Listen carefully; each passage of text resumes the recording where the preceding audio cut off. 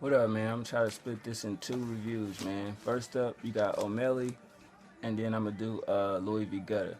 So I'm gonna go ahead and do Omelly first, man. Guns and Butter. He wasn't the first person that used that title. Cameron and Vado did it. He got 19 tracks. I fuck with 14 of them. Number 14 through 17, I don't fuck with. He does sound a little bit like his cousin, which is Meek Mill, his real blood cousin. Features, you got Kerr, PNB Rock, Jadakiss, French Montana, Wale, Gordon, and Lil Durk, Spado, Mel Love, Intact. Definitely a good track. You know what I mean? The first joint, Rolex. Even though the hook doesn't really go with it, but it is what it is. You know, street lyrics, crazy hook, hard beat. His flow is good. You know, crazy. Cash Talk was another good one. You know what I mean? Basically, um, you know about money and shit. You know, nothing really too major.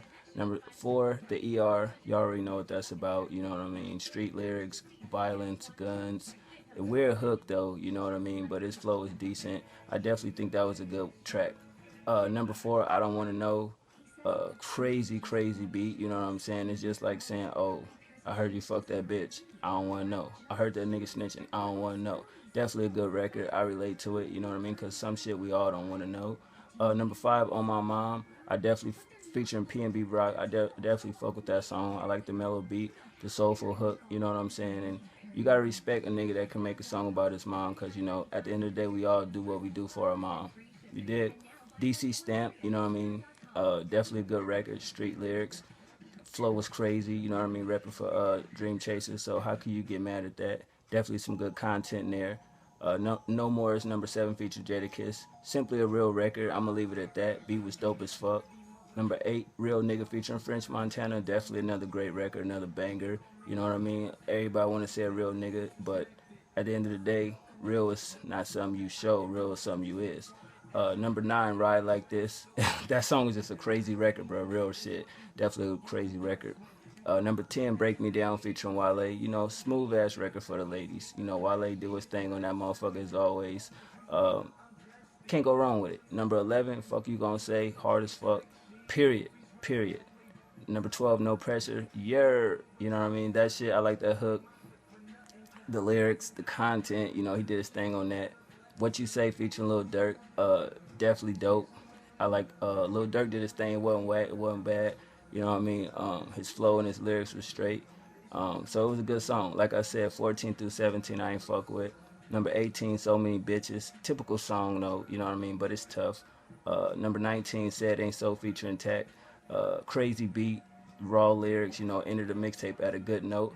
You know what I mean? But I do see the ins and outs of why Omelly is cool. He can rap, but no star power there. I give it 7.5 out of 10. I fuck with 14 out of 19. Production about a 7 out of 10. You know what I mean? This shit just had too many songs.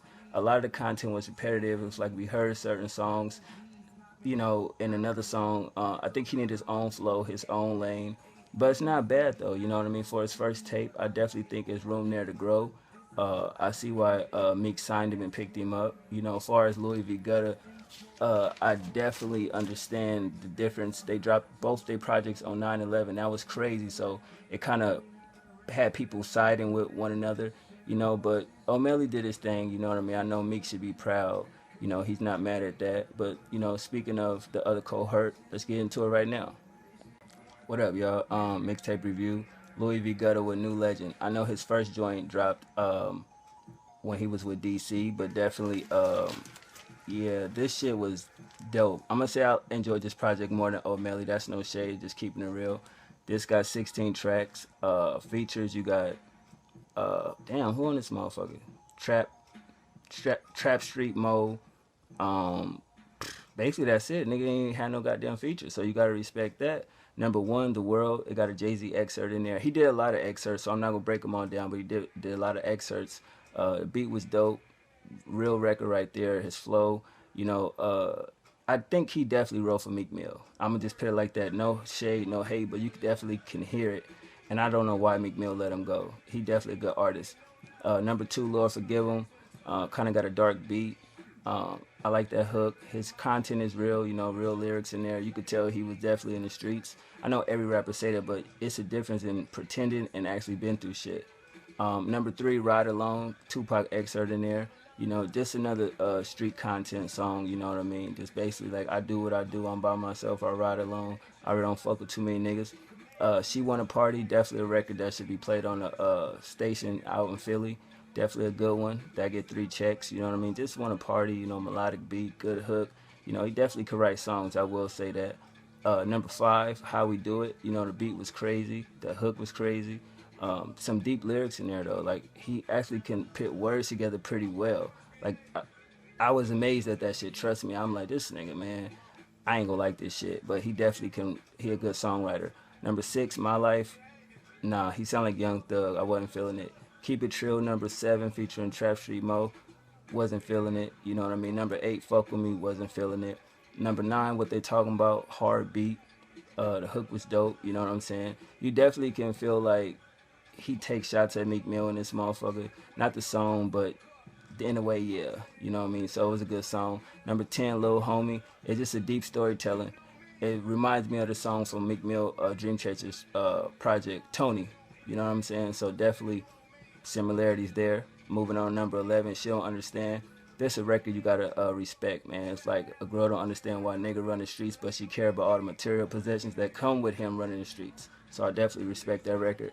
Number 12, Did It For Us. I wasn't feeling it. Number 13, You See It. 50 Cent excerpt, you know, good song. His flow was nasty on there, boy. He just like he had something to prove on that joint. I definitely fuck with that song, man. Number 14, Ye Drake Hove, This That, you know what I mean? Got the Kanye excerpt in there. You know, that shit was cool. I didn't like the auto tune.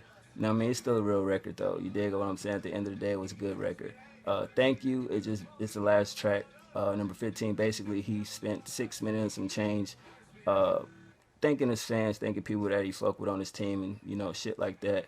And I'm giving his shout outs. And the last track is a bonus track, dedication to Lil Snoop, Flawless. You know what I mean? So I definitely enjoyed this project more than Omelly shit. You know what I mean? I get it an 8 out of 10. I fuck with 12 out of 16 records. Production 8 out of 10. I don't know the reason why him and, you know, Louie and Meek split up, but I definitely feel like he got potential. You know, I could definitely say that he did some writing over there for, you know, Meek Mill. He definitely said it in interviews, and hopefully they can hash this shit out, man, you know, because I definitely see them collabing on some shit, making some good music. But out of the two mixtapes, you could say that Louie V.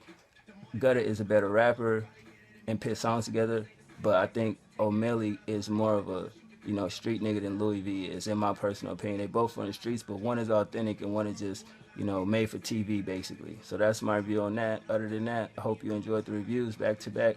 2 on 1. I'm out.